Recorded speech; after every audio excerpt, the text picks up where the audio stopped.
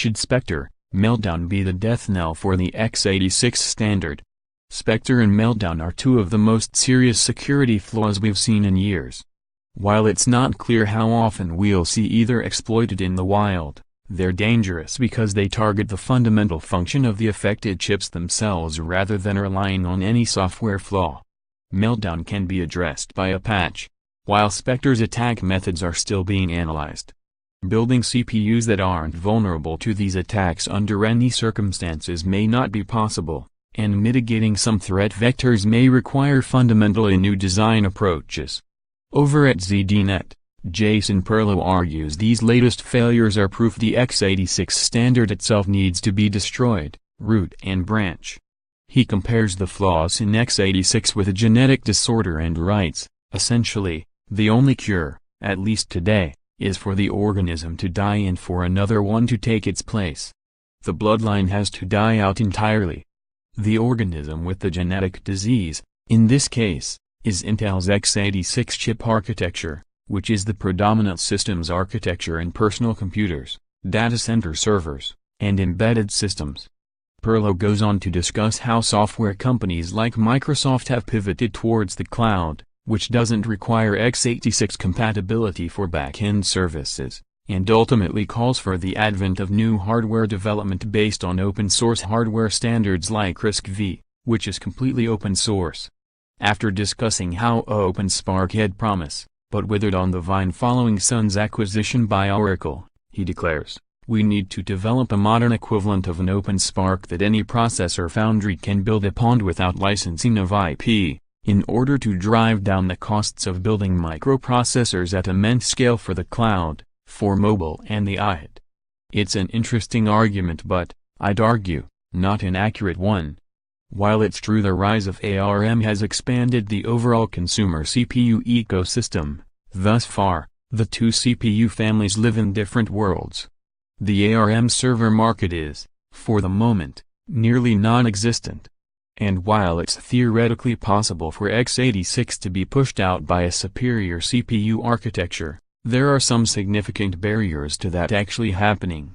Among them, emulated x86 performance on a device like the Windows 10 Snapdragon 835 will never match native code. Emulation support isn't extended across the entire legacy stack of Win32 applications. There's a huge amount of x86 legacy code in market, and precious little interest from anyone in a wholesale break with the past, particularly when there's no evidence such a break would lead to meaningful improvements in CPU security. More on this later.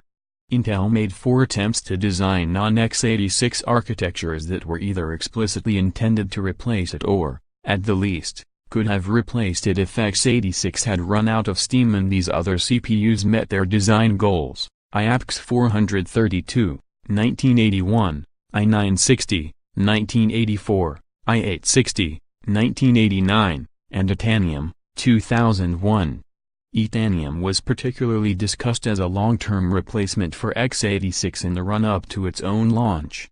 Back then, before AMD created x86-64, Intel was resolute that 32-bit was the end of the line for its x86 chips, with Itanium taking over all 64-bit workloads in the future. Didn't happen that way, but it wasn't for a lack of trying on Santa Clara's part. CPU performance is dictated by design decisions much more than ISA. Furthermore, ISA comparisons performed several years ago showed as far as efficiency is concerned, CPU architectural decisions have much more of an impact than ISA.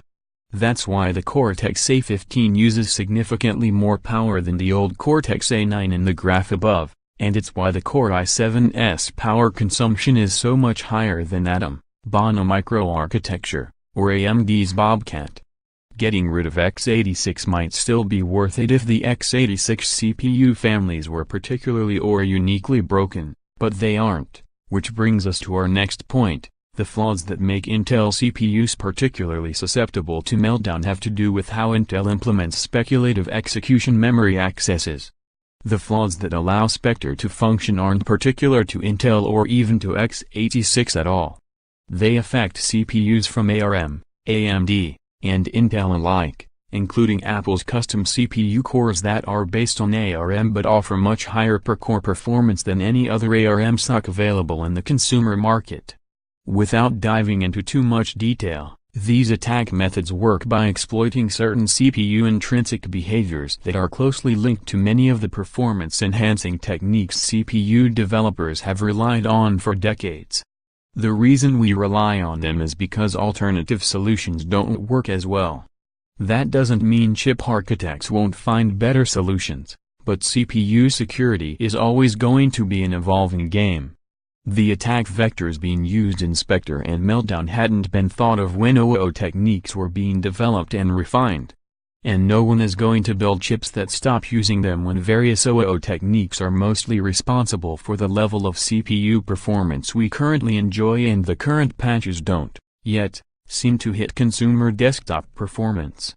A 2014 semiconductor cost analysis from Adaptive found IP licensing fees and royalty rates aren't a large driver of total chip design or production costs.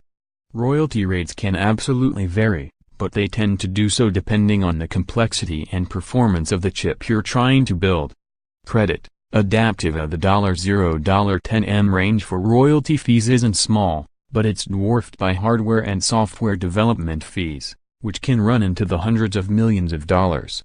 This is not to say making cores cheaper wouldn't help some would-be developers, but it's not a magic feat to unlocking dramatically better cost structures.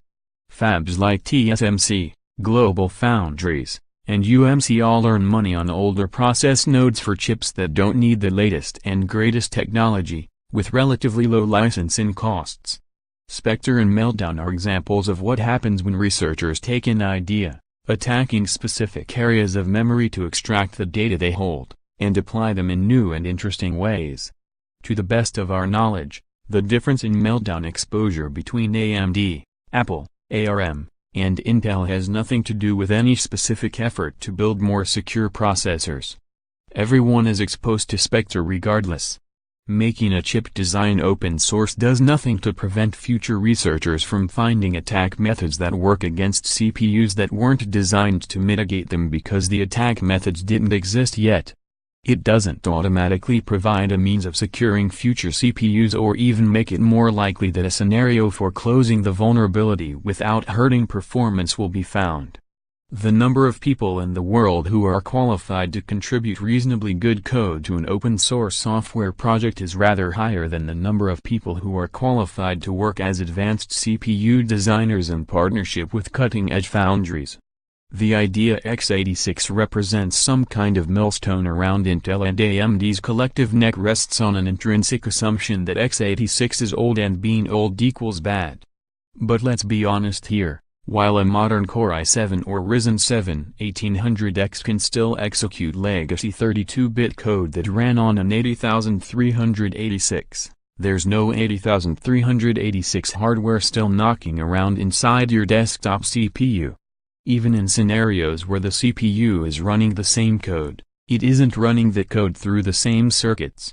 Modern CPUs aren't made with the same materials or processes that we used 30 years ago. They aren't built to the same specifications, they don't rely on the same techniques to maximize performance, and referring to the age of x86 is a way of painting an architecture poorly for rhetorical purposes, not an accurate way to capture the benefits and weaknesses of various CPU designs.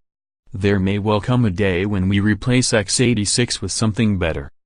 But it isn't going to happen just because x86 chips, like non-x86 chips, are impacted by design decisions common to high-performance processors from every vendor. Open-source hardware is a nifty idea and I welcome the advent of RISC-V, but there's no proof a no-SS chip would have been less susceptible to this type of attack. x86, ARM, and the closed-source CPU model aren't going anywhere, and these security breaches offer no compelling